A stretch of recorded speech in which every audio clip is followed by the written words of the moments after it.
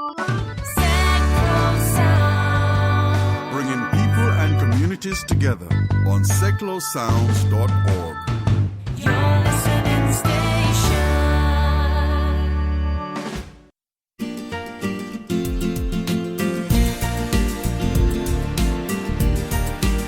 You can't have failed to have heard about the Ebola virus in West Africa.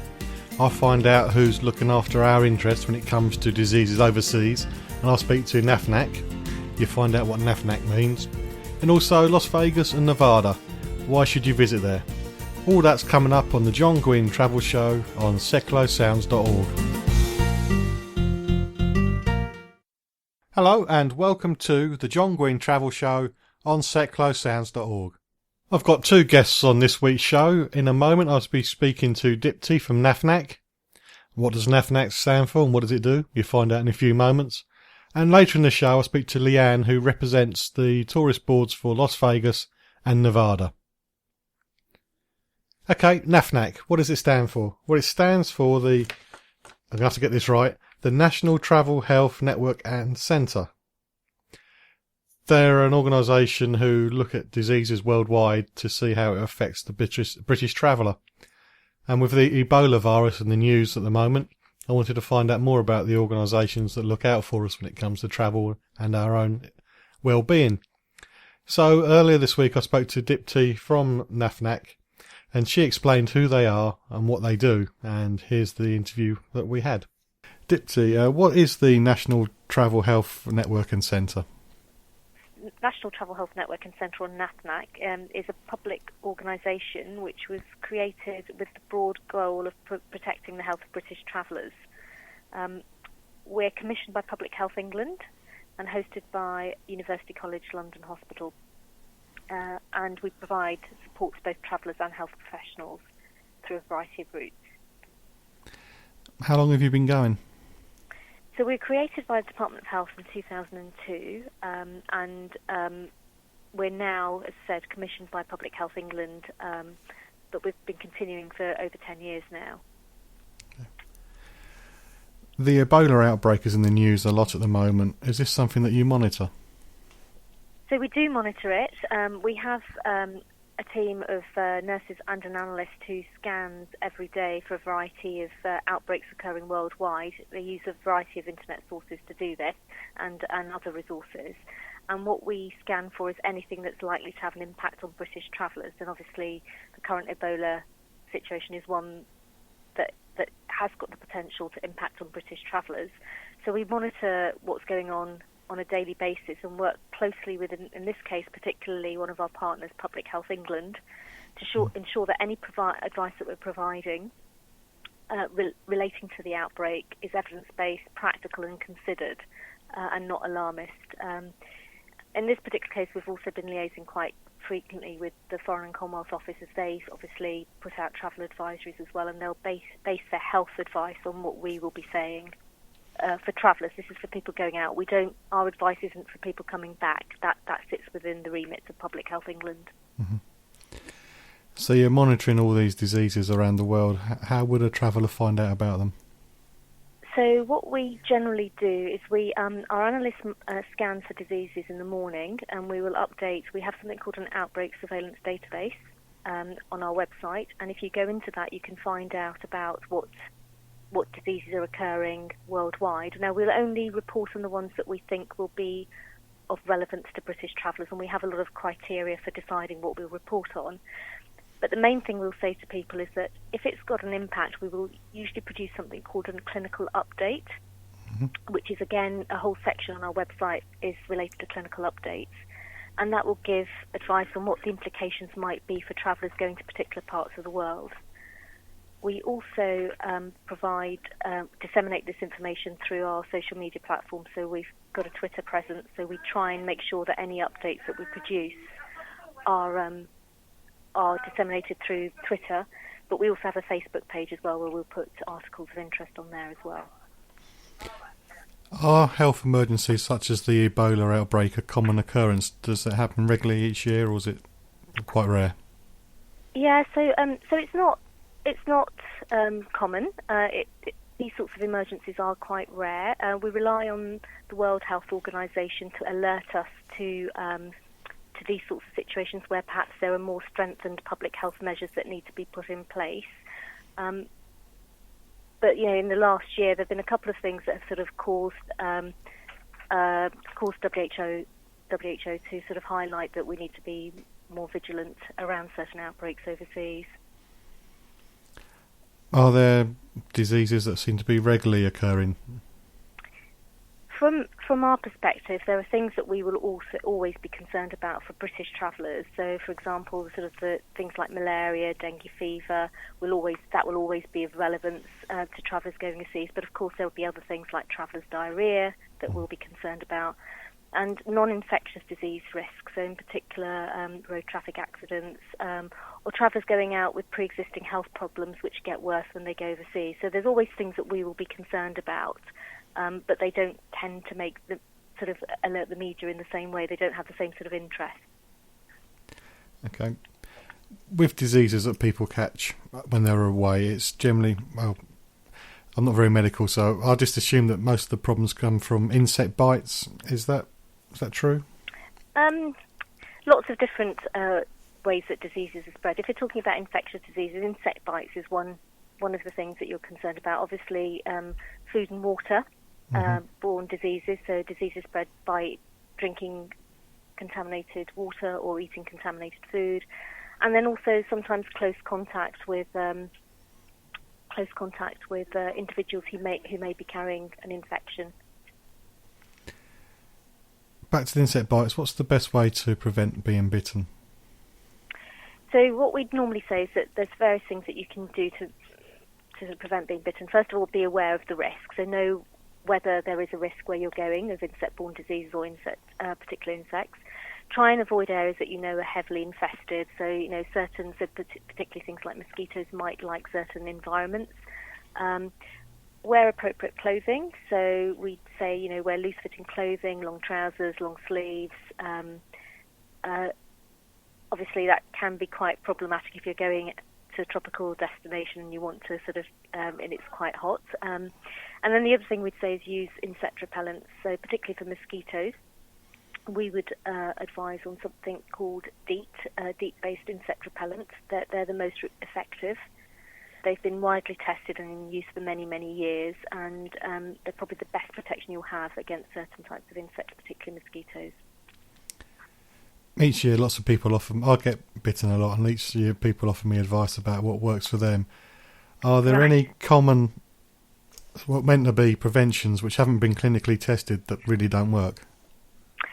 Yeah, so there are some sort of things that people talk about as being helpful for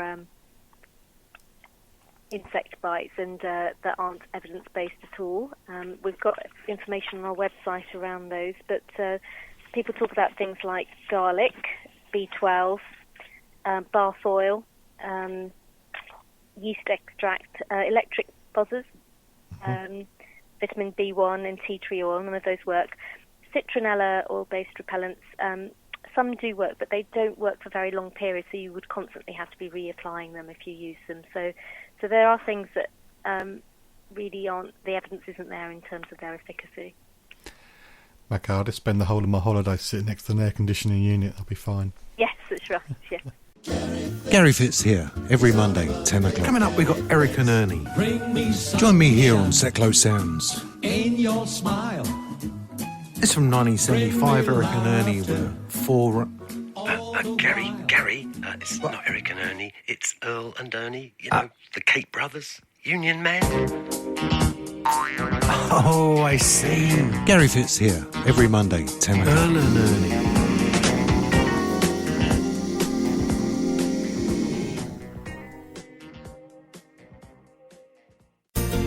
You're listening to the John Guinn Travel Show on seclosounds.org. Still to come, we find out how easy it is to get married in Las Vegas. But at the moment, I'm speaking to Dipti from NaTHNaC. And the NaTHNaC is spelt NaTHNac, and not as the way I pronounce it, with an F in it.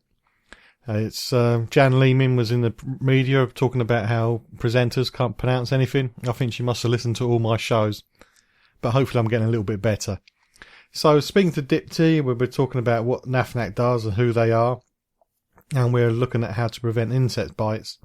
And now we're going to start talking about what happens if you have been bitten, what's the best way of treating the bite.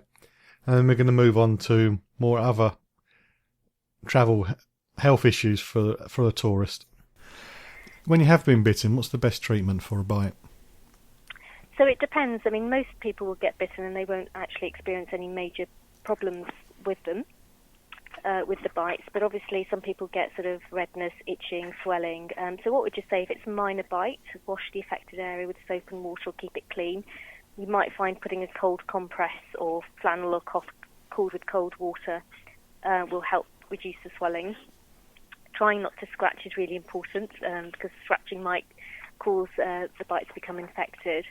If it looks like the itching and redness is getting worse or it doesn't clear up after a few days, we would recommend people seek medical advice. If it's particularly painful or swollen, you might want to use an ice pack or something on it, take simple painkillers. You can buy sort of local anaesthetic creams from pharmacies or antihistamines that sometimes help the affected area. But if it is severe or it's not really responding to sort of measures, conservative measures, we would suggest that you do go and see a doctor who might prescribe something more potent, particularly if it's an allergic reaction. Yeah, my wife gets an allergic reaction, but she always refuses to see anybody. They come up really big and throbbing, and you can see them. But I'll make her listen to this and make sure she does it next time. Yes. Earlier you mentioned that you're also worried about travellers' diarrhoea. My very first holiday, I got that, and the tour rep blamed everybody in the hotel for too much sun and too much alcohol, which neither were true in my case because I didn't drink and I don't like the sun, so I keep out of it. Yeah. But what are the common causes for travellers' tongue? So travellers' diarrhoea is caused by a number of organisms. And obviously, in a lot of cases, we never get to the bottom of what's caused it. But where the organism has been identified, it's usually bacterial. But you can get viruses that cause travellers' diarrhoea and other types of microorganisms. In many cases, it's really difficult to work out what's caused it. And most people do get it, and it's generally quite minor and self-limiting. So it doesn't really cause a major concern. We would say it's mostly acquired through eating or drinking contaminated food and water. But sometimes just the travel, the stresses of travel, changing in diet, alcohol, can actually cause you to get stomach upsets. But mostly it will be an infection. Recreational swimming can be a source of waterborne infections as well. Although swimming pools, hopefully, if the water's treated, shouldn't be a problem. Okay. The other problem with going away on holiday is the sun. What's the best way to enjoy the sun safely? So I think probably the best thing is to think of the acronym SMART. It's an easy way of remembering how to reduce your risk of sun exposure-related problems. So S for spend time in the shade between 11 and 3. At the time when the sun is strongest. M, make sure you never burn. A, aim to cover up with a t-shirt, hat, sunglasses. R, remember to take extra care, particularly with children. And then T for using a sunscreen, a factor 15 plus sunscreen. You said about when to get medical advice when it's an insect bite, but when should you seek advice if you've got an upset stomach or if you've had too much sun? What symptoms should you look out for?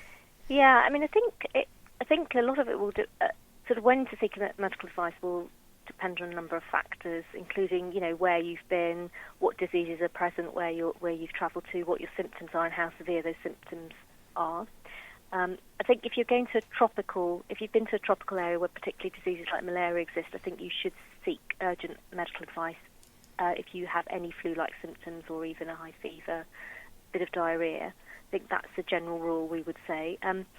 For minor sort of diarrhea, we'd probably say to people, stay hydrated. If you're feeling well, probably you probably wouldn't need to seek medical advice. But if you don't improve with minor symptoms within a 3-day period, it might be worthwhile seeking medical advice. And particularly, actually, if you have a fever, very high fever of 38 degrees centigrade or more, if you ever pass blood or mucus in your stool, you should seek medical advice. Or if you're sort of getting worrying symptoms, you're feeling a bit confused, you're getting severe abdominal pain, rashes, or maybe the colour of your skin's changed, we would certainly recommend seeking medical advice. And your tolerance for seeking advice should be much lower. Your threshold for seeking advice should be much lower for the elderly and children or vulnerable travellers, because they may actually not tolerate fluids if they're getting unwell and be more prone to things like dehydration. For sun exposure, I think there's various things that could go wrong. You can get sunburn, or you can get sort of what we call heat exhaustion, or even actually in extreme cases heat stroke. For most minor cases of sunburn, you can manage those yourself. Keeping cool, sponging with lukewarm water, having a cool shower or bath, using cold compresses, drinking plenty of fluids to keep you cool and hydrate you, using moisturiser, things like that would be generally fine for the most minor sunburn. Painkillers may help as well, but if it's severe, you might need a special burn cream or burn dressings, and that's for the time